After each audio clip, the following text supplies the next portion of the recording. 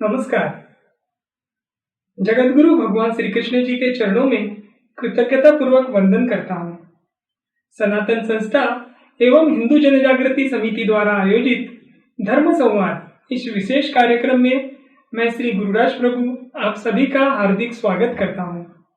बंधुओं, आज हम सभी जन कोरोना नामक एक महासंकट का सामना कर रहे हैं।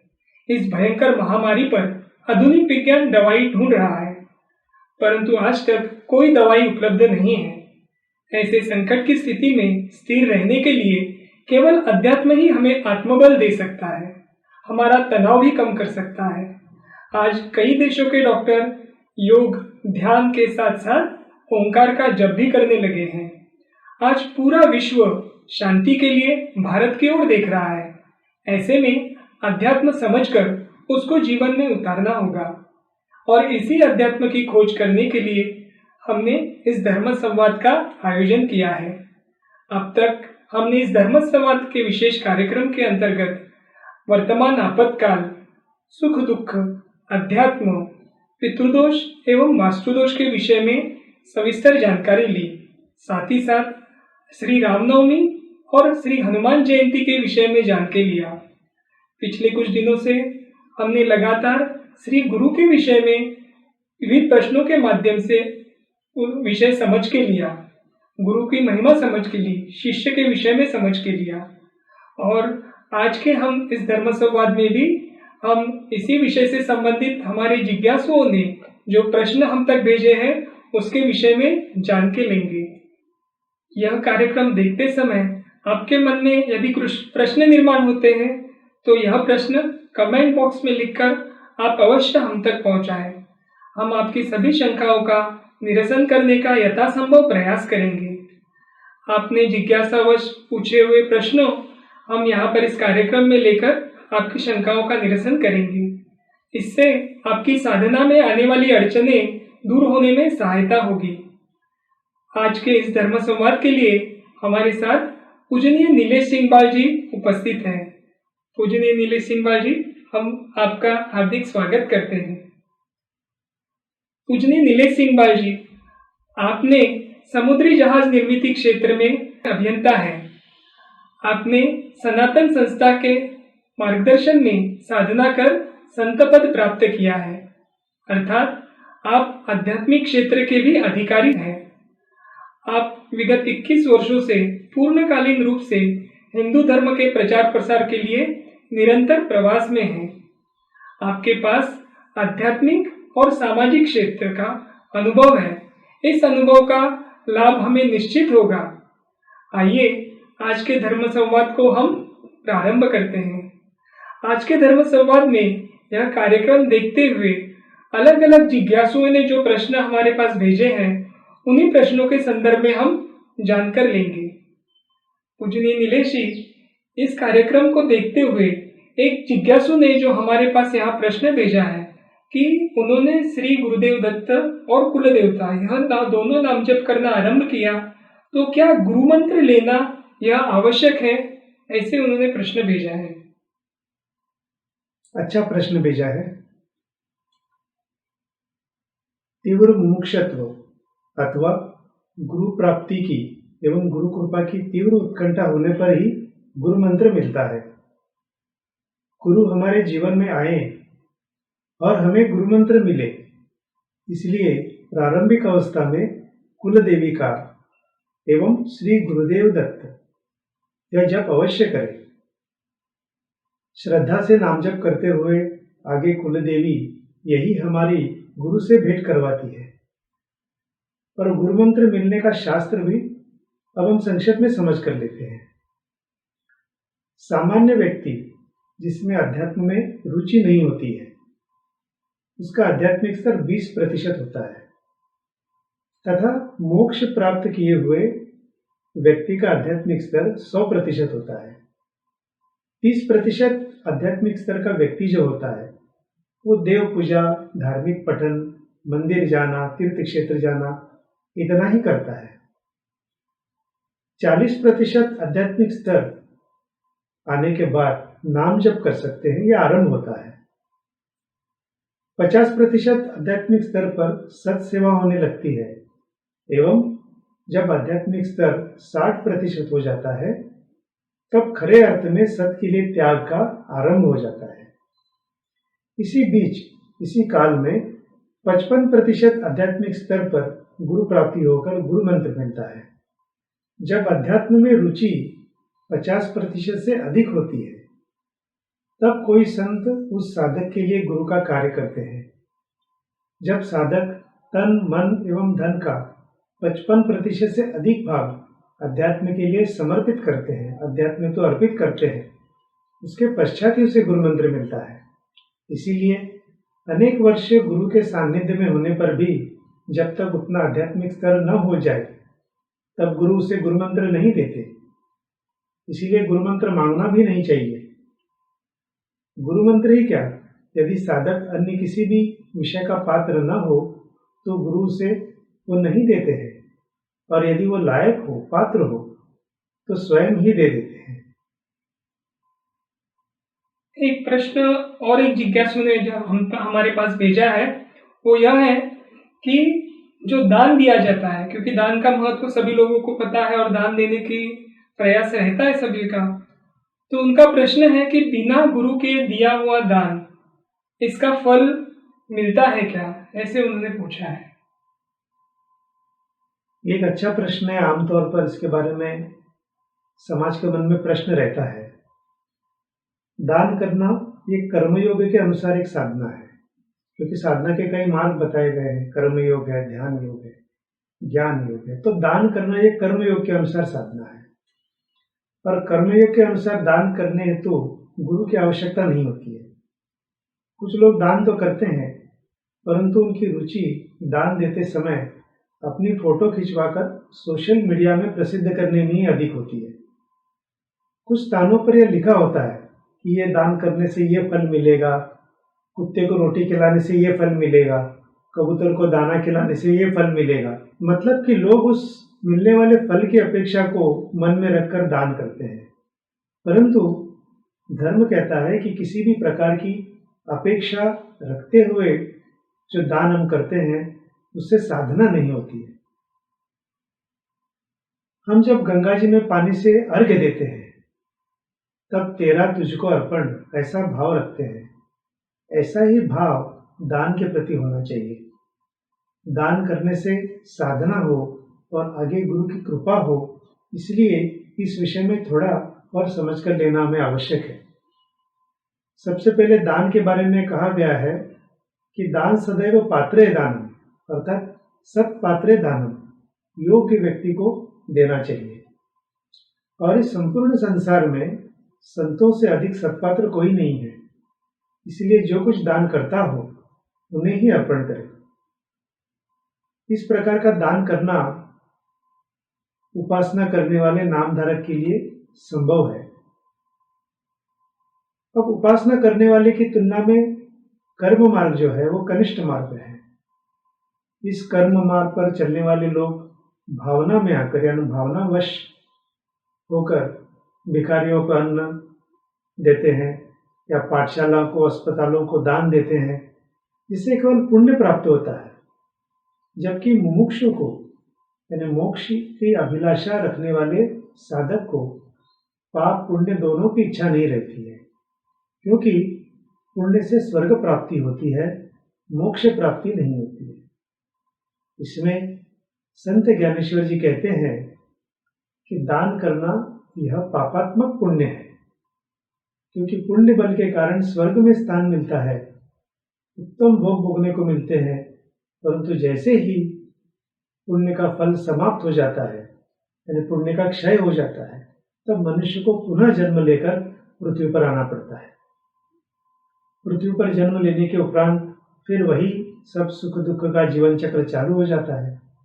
इसलिए कर्म ऐसे करें कि जिस कर्म से जीवन मृत्यु के चक्र से ही मुक्त हो सके। अब दान के संदर्भ में गुरु का क्या महत्व है, तो गुरु चरित्र में लिखा है कि गुरु के प्रति भक्ति करना सुलभ मार्ग है, क्योंकि उससे ध्येय तत्काल साध्य होता है। अनेक तप और अनुष्ठान करने में बहुत समय लगता है, लोग विविध तप करते हैं, अनुष्ठान और यज्ञ करते हैं, परंतु वो करने में उन्हें अड़चनें होती है। ध्येय साध्य करना कठिन हो जाता है, परंतु जो गुरु भक्ति करेगा वो अपने लक्ष्य को तत्काल साध्य करेगा। उसे यज्ञ, दान, तप सभी का फल प्राप्त उसी में हो जाता है। उसे सर्व सिद्धियां प्राप्त हो जाती है। जिन्हें गुरु के वास का यानी गुरुतत्व का ज्ञान हो जाता है, उसे अधिक परिश्रम नहीं करना पड़ता है। अतः एकाग्रचित्त होकर भावपूर्वक श्री गुरु की आराधना करें, और यही शास्त्र समझकर लेना आज हमारे लिए बहुत आवश्यक है। दान के विषय में ये जो हमें आपने बताया वो बहुत ही महत्वपूर्ण जानकारी लगी, क्योंकि दान का उद्देश्य इससे हमें स्पष्ट हुआ कि किस प्रकार से दान के माध्यम से साधना होना आवश्यक है, ना कि जो आजकल जैसे आपने एक बात बताई कि सोशल मीडिया में वो अपनी प्रसिद्धि के लिए उपयोग में लिया जाता है या अपने फोटो खिंचवा कर लिया जाता है। तो एक प्रश्न और यहाँ पर हमारे पास आया है। वो प्रश्न इस प्रकार से है कि एक ने पूछा है कि उनको उनके घर के दरवाजे पर कौन सा चित्र लगाना चाहिए। तो उन्हें जो मन में आया कि अगर श्री गुरु है तो गुरु का चित्र लगाना उचित है क्या, अगर नहीं तो फिर कौन सा चित्र लगाएं? अच्छा प्रश्न है। घर के प्रवेश द्वार पर आमतौर पर श्री गणेश जी का चित्र लगाते हैं, और हमें प्राचीन मंदिरों के प्रवेश द्वार पर यही चित्र अथवा मूर्ति दिखाई देती है। कई बार ऐसा होता है कि हम घर के पूजा घर में नियमित रूप से पूजा तो करते हैं, परंतु प्रवेश द्वार के बाहर ऊंचाई पर लगे चित्र की स्वच्छता अथवा पूजा प्रतिदिन भी नहीं करते हैं, और ऐसे करना उस देवता का अथवा गुरु का अपमान हो जाता है। गुरु के छायाचित्र को अन्य छायाचित्र समान उसे मात्र छायाचित्र न समझते हुए वहां प्रत्यक्ष साक्षात गुरु ही हैं ऐसा समझना चाहिए, ऐसा भाव होना चाहिए। क्योंकि शब्द, स्पर्श, रूप, रस, गंध एवं उनकी शक्ति के सदा एकत्रित होने के कारण गुरु के छायाचित्र में उनका चैतन्य भी विद्यमान होता है। इसलिए मुख्य प्रवेश द्वार पर न लगाकर यदि संभव हो तो पूजा घर में ही छायाचित्र स्थापित करें। गुरु के निरंतर स्मरण करने के लिए अपने बैठक कक्ष में, रसोई गृह में अथवा कार्यालय में इत्यादि स्थानों पर गुरु का छायाचित्र अवश्य लगा सकते हैं। गुरु के छायाचित्र को प्रतिदिन पोंछकर देवताओं की पूजा करते समय अगरबत्ती दिखाएं तथा पूजा समाप्त होने पर नमस्कार और प्रार्थना करें। जी, आपने जो चित्र लगाने का शास्त्र जो बताया वो हम सभी के लिए एक दिशा दर्शक ही हुआ है। जो अगला प्रश्न हमारे पास आया है तो वो शिष्य से संबंधित है। शिष्य के लिए गुरु कृपा किस प्रकार से कार्य करती है, ये हम जानना चाहते हैं।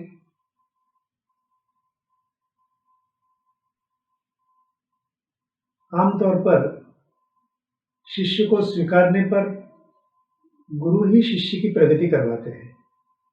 इसलिए शिष्य का मनोलय हो तथा आगे उसका बुद्धिलय हो, इसलिए गुरु शिष्य को साधना बताते हैं एवं करवाते भी हैं।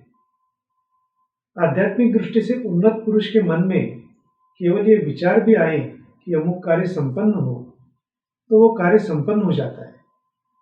इसके अतिरिक्त उन्हें और कुछ करने की आवश्यकता ही नहीं होती है। सामान्य व्यक्ति का आध्यात्मिक स्तर 20% एवं मोक्ष को 100% माने तो संकल्प द्वारा कार्य सिद्ध होने के लिए न्यूनतम 70% आध्यात्मिक स्तर होना आवश्यक है। शिष्य की आध्यात्मिक उन्नति हो ऐसा संकल्प गुरु के मन में आने पर ही शिष्य की खरी प्रगति होती है। इसे गुरु कृपा कहते हैं, अन्यथा शिष्य की उन्नति नहीं होती। संकल्प के द्वारा ही गुरु कृपा शिष्य के संदर्भ में कार्य करती है। अब संकल्प कैसे कार्य करता है ये समझ कर लेंगे। मान लीजिए मन की शक्ति 100 इकाई यानी 100 यूनिट है, तो प्रत्येक व्यक्ति के मन में दिन भर विचार आते हैं।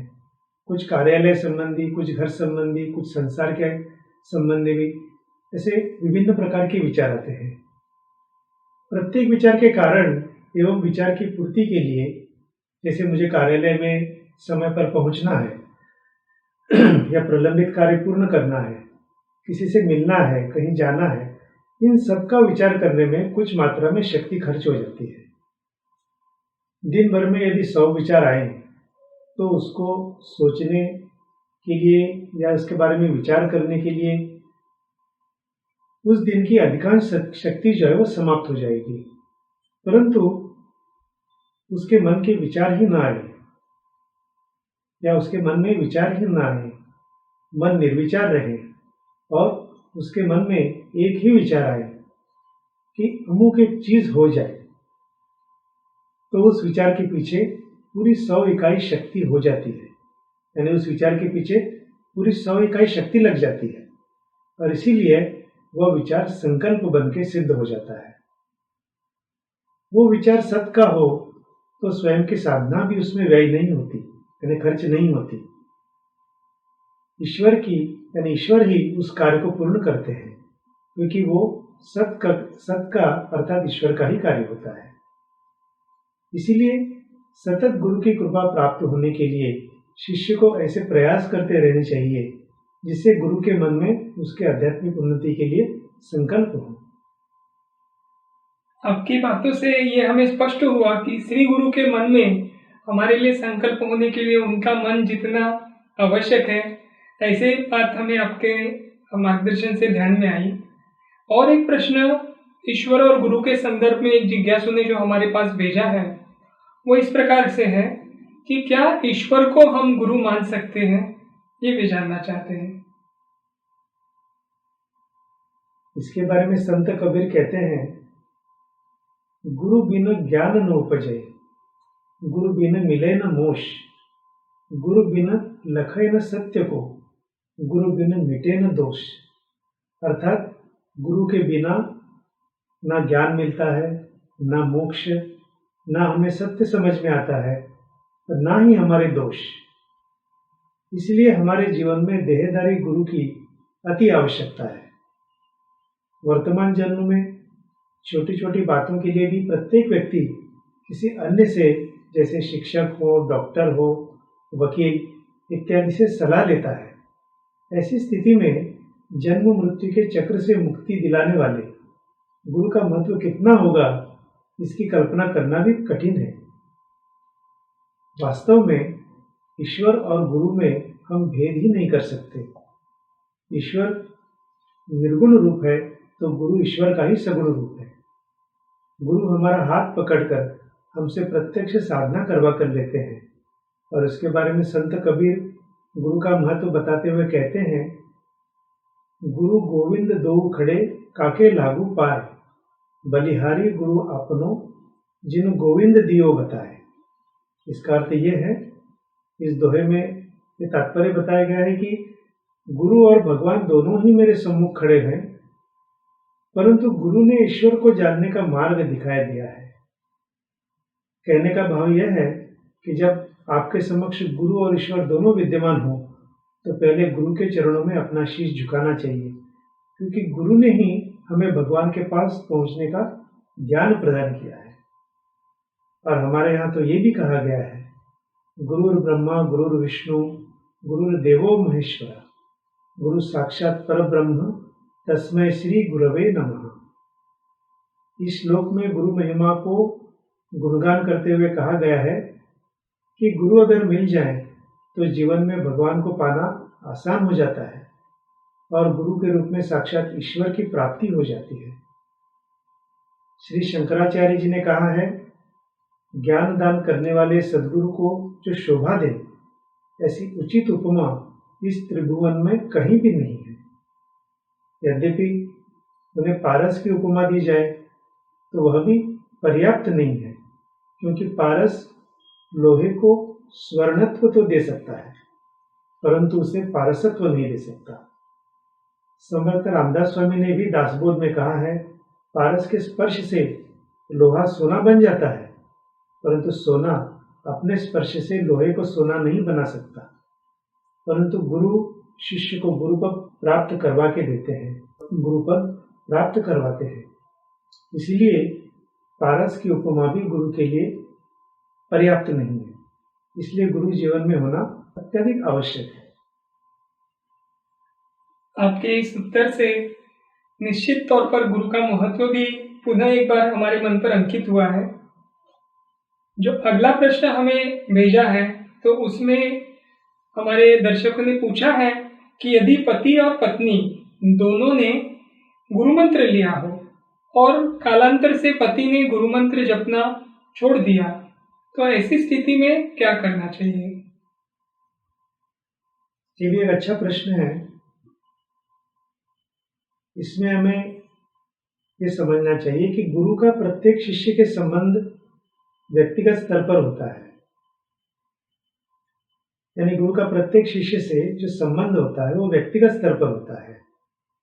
शिष्य के व्यावहारिक जीवन तथा सांसारिक रिश्ते के संदर्भ में प्रारब्ध के अनुसार जैसा होगा गुरु वैसे ही होने देते हैं। मनुष्य का जीवन ही प्रारब्ध के अधीन होता है। गत जन्म के लेन देन पूरा करने के लिए हमारा जन्म होता है।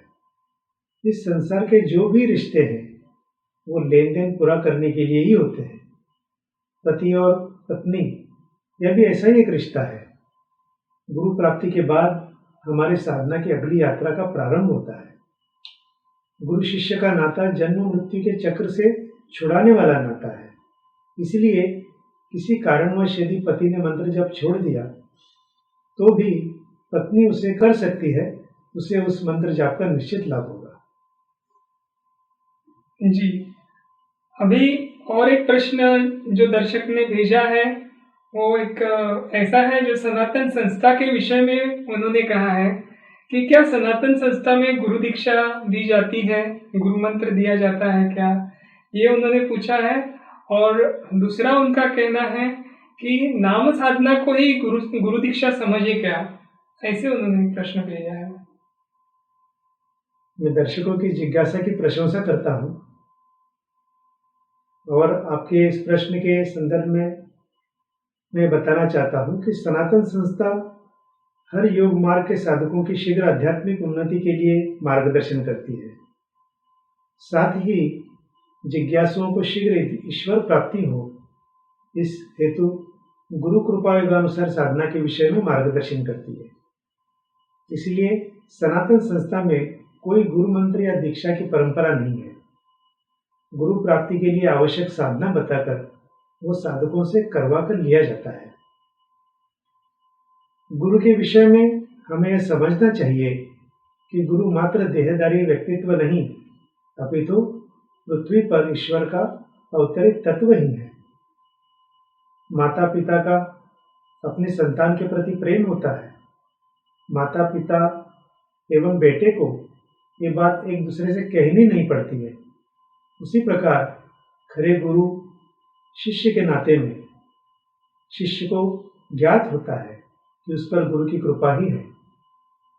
गुरु को ये बात कहनी नहीं पड़ती है, तो भी आरंभ में अधिकांश शिष्यों को ये ज्ञात नहीं होता है कि उन पर गुरु की कृपा है या नहीं। उन्हें इस बात का बोध हो, इसलिए गुरु उन्हें गुरु मंत्र देते हैं। इससे शिष्य को प्रतीत होने लगता है कि गुरु मेरे हैं, उनका मुझ पर ध्यान है एवं उनकी मुझ पर कृपा है।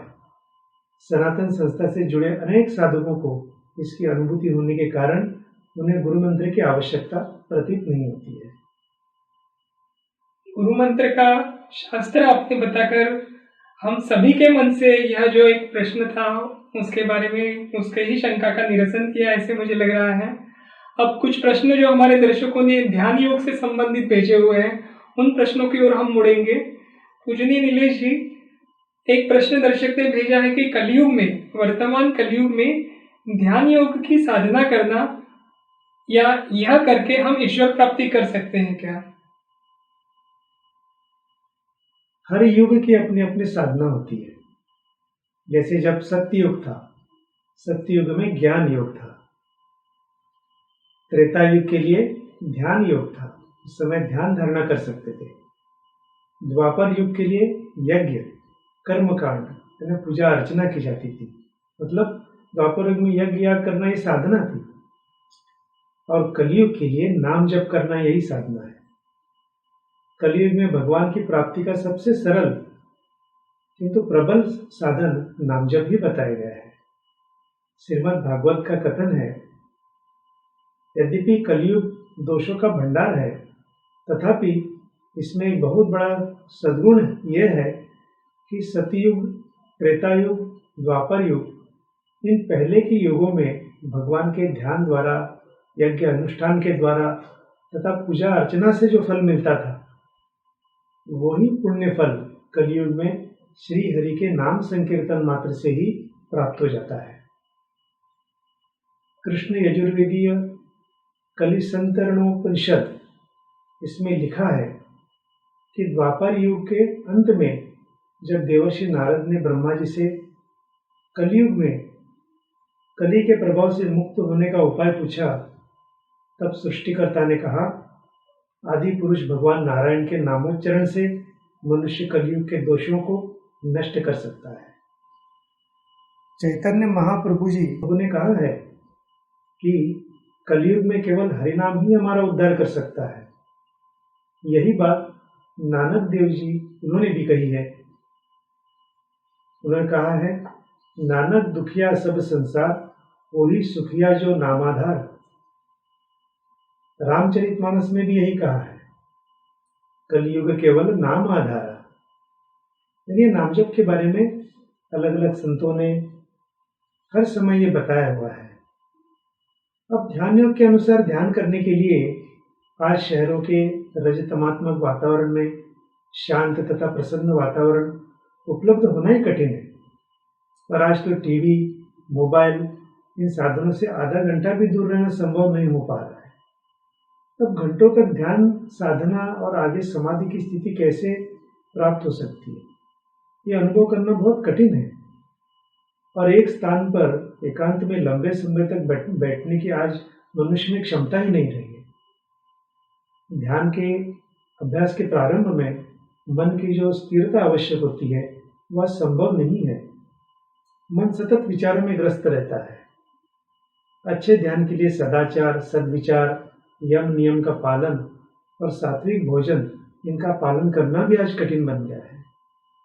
यद्यपि किसी एक मनुष्य को उसके पिछले जन्म के ध्यान योग के अनुसार साधना के संस्कारों के कारण ध्यान संभव होगा, तो भी ये साधना आज के युग में सभी के लिए संभव नहीं है।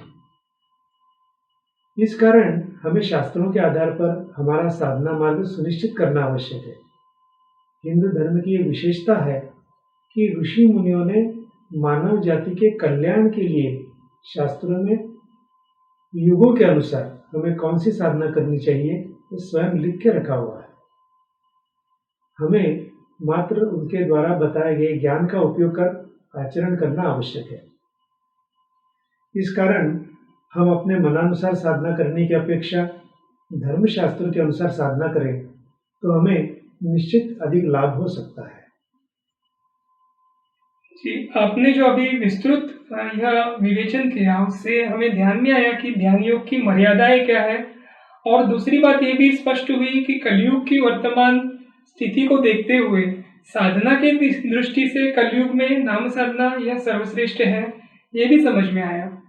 तो एक प्रश्न जो नाम साधना से विषय में एक जिज्ञासु ने हमारे पास भेजा है कि ध्यान, कर्मयोग, ये कर्मकांड जो है या ज्ञान योग जो है, इनकी अपेक्षा नाम संकीर्तन योग या नाम जप, ये कलयुग में सर्वोत्तम साधना क्यों कहा गया है? ये बहुत अच्छा प्रश्न है। और नाम जप की महिमा कलयुग में उसका महत्व क्या है समझ कर लेना हमारे लिए बहुत आवश्यक है। कलयुग में साधारण व्यक्ति की सात्विकता निम्न स्तर पर पहुंच गई है। ऐसे में वेद उपनिषद के गूढ़ भावार्थ को समझना आज बहुत कठिन हो गया है। अतः ज्ञान योग की साधना और भी कठिन है। वर्तमान समय में लोगों के पास 10 मिनट पूजा करने के लिए भी समय नहीं मिलता है। अतः अनेक वर्ष ध्यान लगाकर ध्यान योग की साधना भी संभव नहीं है। उसी प्रकार कर्मकांड के अंतर्गत यज्ञ याग करना भी वर्तमान समय में कठिन हो जाता है, क्योंकि यज्ञ याग में और यज्ञ याग करने के लिए सात्विक सामग्री लगती है, सात्विक पुरोहित होना चाहिए और ये बहुत आवश्यक बातें हैं। और यह सभी आज के समय में मिलना कठिन हो गया है। साथ ही यज्ञ याग के लिए कर्मकांड के कठोर नियमों का पालन करना यह भी आज सरल नहीं है। अतः कलयुग के लिए सबसे सरल मार्ग है भक्ति योग और उसके अंतर्गत नाम संकीर्तन योग। ये सबसे सहज और सरल साधना मार्ग है। व्यास जी ने कलयुग का महत्व कथन किया है कि जो फल सतयुग में 10 वर्ष ब्रह्मचर्य आदि का पालन करने से मिलता है, उसे मनुष्य त्रेता युग में 1 वर्ष में प्राप्त कर सकता है, द्वापर युग में 1 मास में और कलयुग में सिर्फ 1 दिन में प्राप्त कर सकता है। जो फल ध्यान, यज्ञ और देवार्चन करने से प्राप्त होता है, वही कलयुग में सिर्फ ईश्वर का नाम संकीर्तन करने से मिल जाता है। यानी नाम जो है ये साधना की नींव है। श्रीमद् भागवत में कहा गया है, यत्फलम नास्ति तपसा न योगेन समाधिना तत्फलम लभते सम्यक कलौ केशव कीर्तनात्। इसका भावार्थ ये है कि जो फल तपस्या, योग एवं समाधि से भी नहीं मिलता,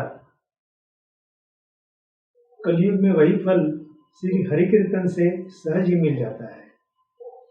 हरि कीर्तन अर्थात नामस्मरण का तात्पर्य वाणी से प्रभु का नाम का गायन, मन से स्मरण, चित्त से चिंतन एवं हृदय से धारण करने से हो जाता है।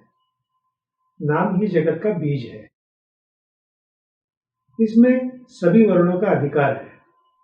नाम संकीर्तन इस साधना की विशेषता के बारे में मैं थोड़ा बताऊंगा।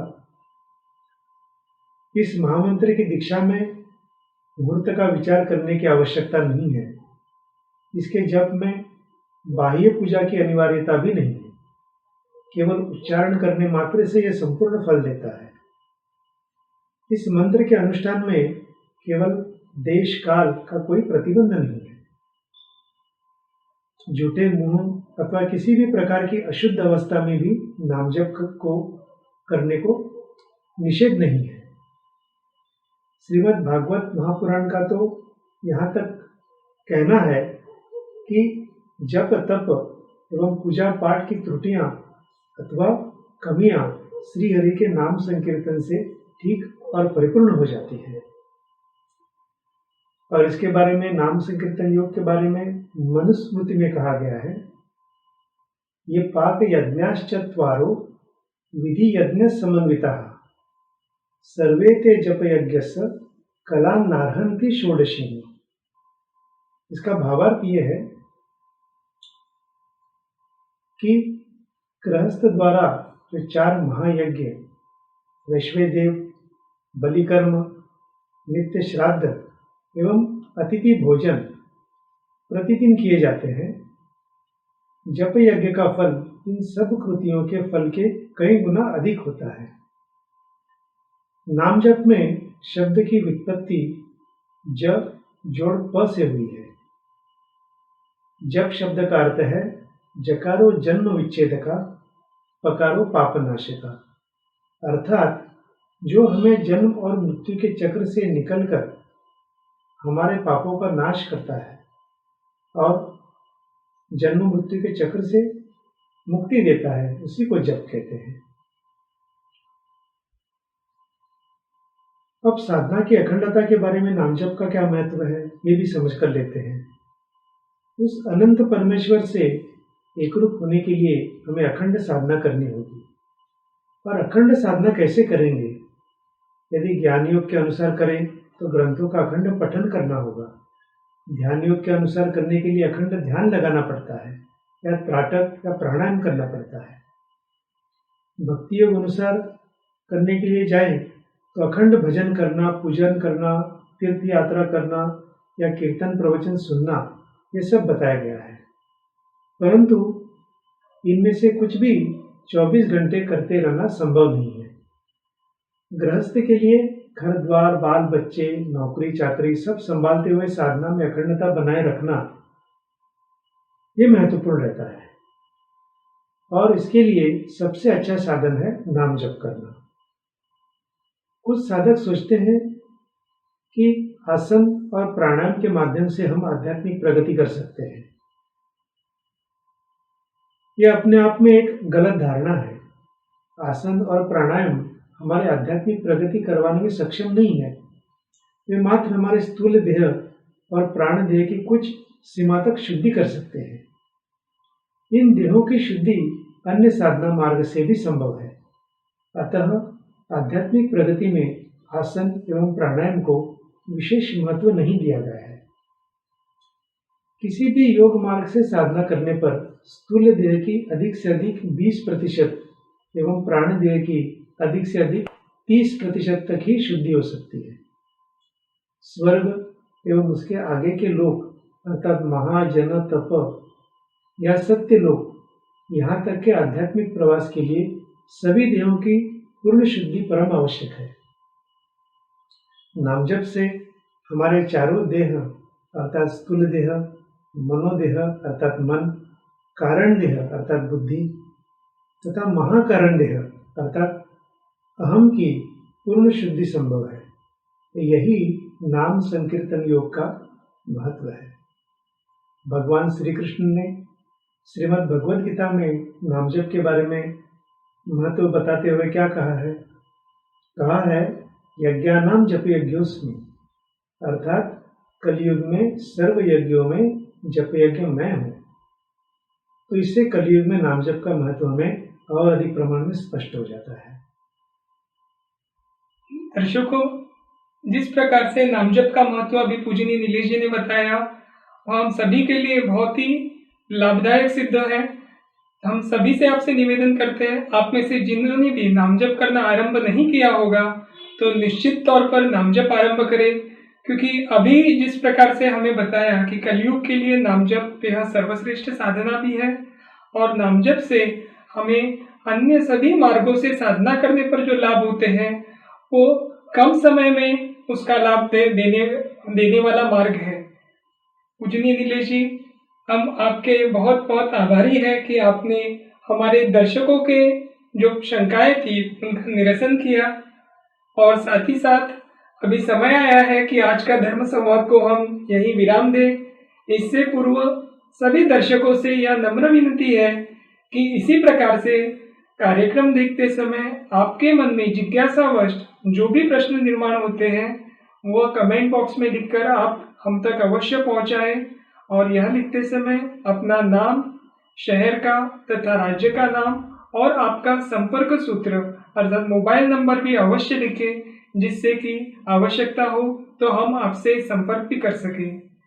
और आज के यह कार्यक्रम भगवान श्री कृष्ण की कृपा से संपन्न हुआ है, इसीलिए कार्यक्रम का समापन करने से पूर्व जगत गुरु भगवान श्री कृष्ण जी के चरणों में कृतज्ञता पूर्वक हम वंदन करेंगे और आज का धर्म संवाद यहीं समाप्त करेंगे। नमस्कार।